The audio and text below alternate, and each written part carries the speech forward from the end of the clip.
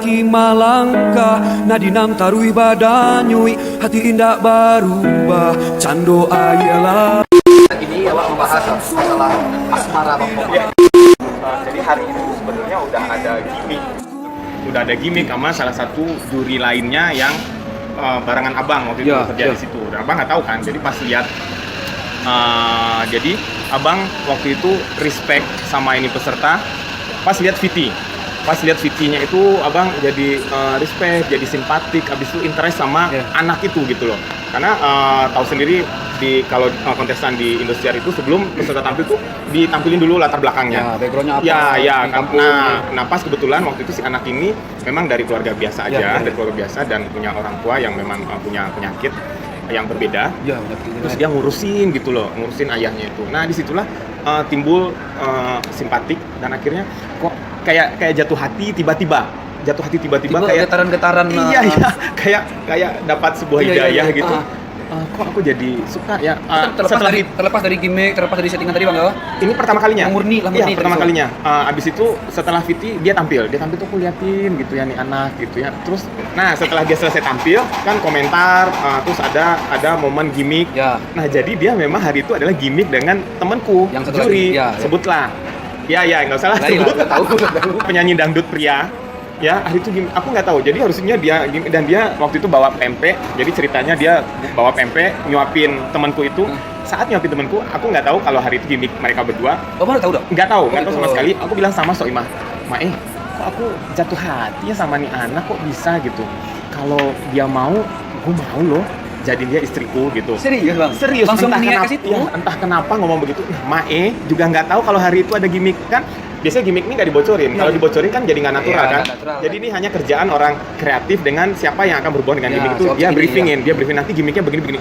Jadi kita yang lain nggak tahu biar terlihat natural. Nah ternyata Mae ini saat dia lagi suap-suapan, Viko lagi suap-suapan sama temanku, Mae bilang begini nyelutuk ke host Ramzi.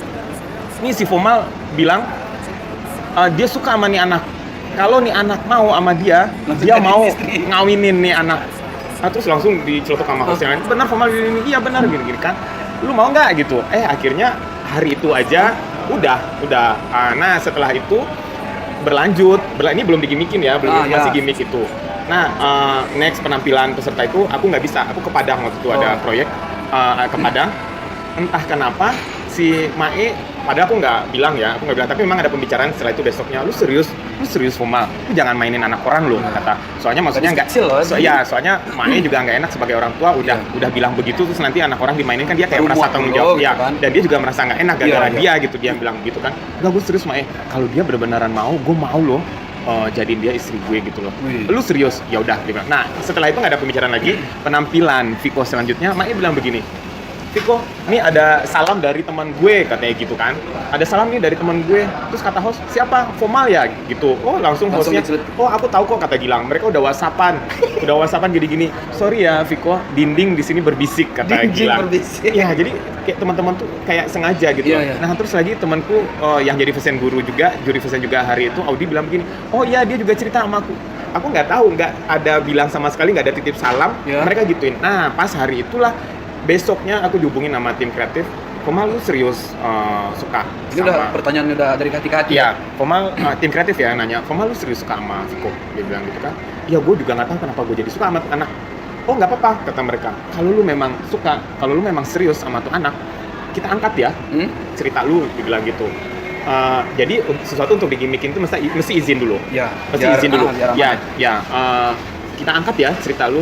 Yaudah terserah, kata aku kan, terserah. Jadi maksudnya nggak juga pengen angkat dong cerita gue, nggak juga. Jadi memang dari tim kreatifnya akhirnya setelah itu penampilan selanjutnya digimikin lah, diatur saat Viko tampil, disamain jadwal sama aku jadi juri. Awak yang tadi ada Raso dibantu sama gimmick, Raso tuh jadi tambah jadi kaluanyo jadi mungkin kesamulah jo kayak mak comblang tibonya. Kalau awak betul. Awak kalau ada mak comblangnya tuh tambah bajadinya gitu. Kalau ada mak comblang tuh kadang-kadang jadi ambak. Dingin senyo. Jadi anggaplah gimmick tuh semacam mak comblang yang membantu. Gitu. Bener. Jadi dengan ada gimmick itu nih rasa tuh semakin timbul juga gitu loh, semakin timbul akhirnya. Nah, akhirnya di luar cerita itu semua dia masih di karantina kan. Di luar cerita, di luar panggung dia masih di karantina. Aku memang komunikasi sama dia, mencoba mendekati. Iya. Ternyata memang suka gitu loh. Ada suka sama, belum ketemu nih, belum jalan karena nggak boleh dibawa kan. Ya. Nggak boleh dibawa. Buat nemuin dia nggak boleh, apalagi juri untuk masuk, takut nanti peserta lain bilang ada semacam Ada permainan. semacam sabotasi lah. Ya, aku nggak. Akhirnya deketin dan dia nggak suka sama aku. Kajadisan jatuh bana cinta denaiko Bagantang Maria Satio. Nggak suka, dan sorry dia lagi ada ikatan dengan pria lain. Oke. Jadi dia lagi dekat sama cowok lain, dan itu memang dia mau serius dan mau melanjutkan ke jenjang yang serius gitu loh. Ya jadi enggak, tapi istilahnya di awal kan alun janur kuning, alun melengkung. Melingkar, masih bisa. Masih bisa. Usahakan. Masih bisa. Masih kadang peluang. Yo, dan hatiku dekare juga kan. Berarti memang secinta itu abang kayaknya. Nggak secinta itu waktu itu, tapi sesuka itu waktu itu. Memang, abang memang nggak begitu gampang untuk jatuh hati sama orang, tapi entah kenapa ketika, jadi abang anggap hari itu memang semacam ada hidayah. Memang kita nggak tahu, kita memang nggak tahu hidayah ini datangnya kapan, di mana kita nggak tahu ya. Nah semacam ada hidayah hari itu, kayak ada getaran yang membuat diri ini, hati ini terbuka. Iya.